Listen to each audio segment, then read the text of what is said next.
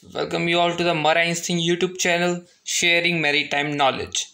So, guys, in this episode, we will be seeing about the Maritime Talks hashtag 10, the 10th episode of our series of Maritime Talks, where we talk about the happenings of all around the Indian maritime sector of this week.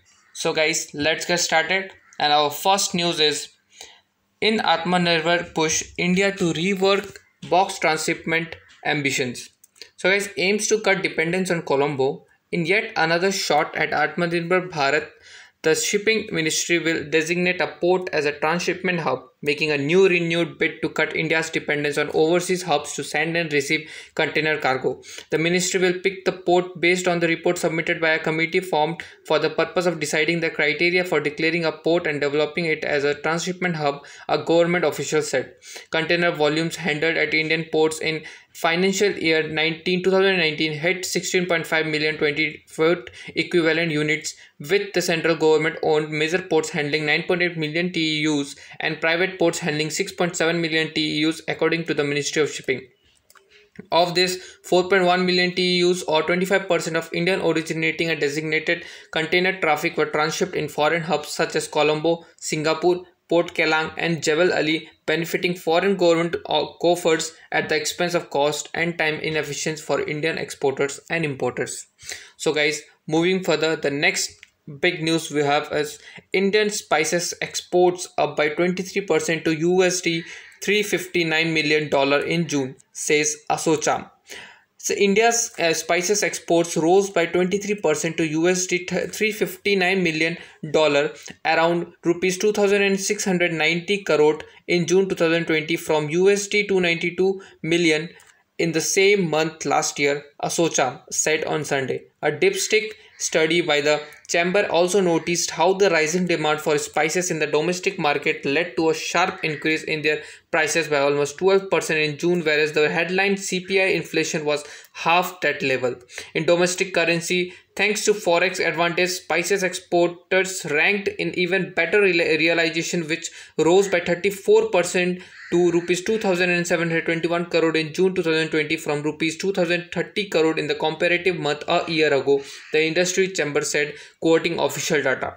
So guys, moving further, if you are not following Marine Singh on Instagram, you are missing a major chunk of maritime news and podcasts. So make sure you are following marinesing.com in Instagram. Link is in description below. Go check it out and follow us on Instagram. So guys, moving further, the next big news we have is the Indian allow crew change for foreign nationals. Yes guys, the Indian Directorate General of Shipping, also known as DG Shipping, announced on Friday that seafarers of foreign nations would be allowed to sign off in Indian ports. They would then be given the option to obtain flights to their host countries. However, the decision would only be applicable to all ships, excluding cruise vessels from the list.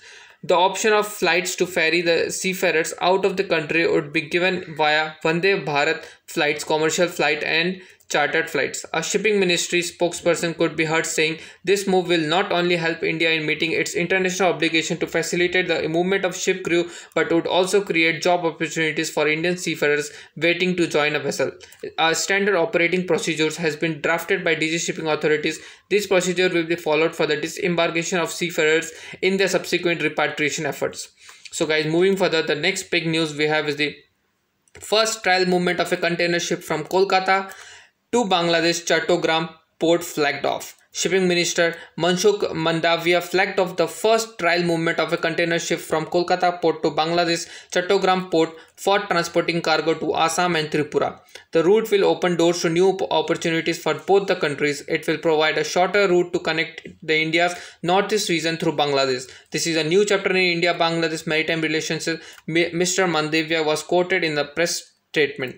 The trial run is an outcome of the discussion between the two countries at the highest level during the visit of Bangladesh Prime Minister Sheikh Hasina to India in October 2019. The standard operating procedures for the use of Chattogram and Mongla ports for movement of goods to and from India were concluded during the visit.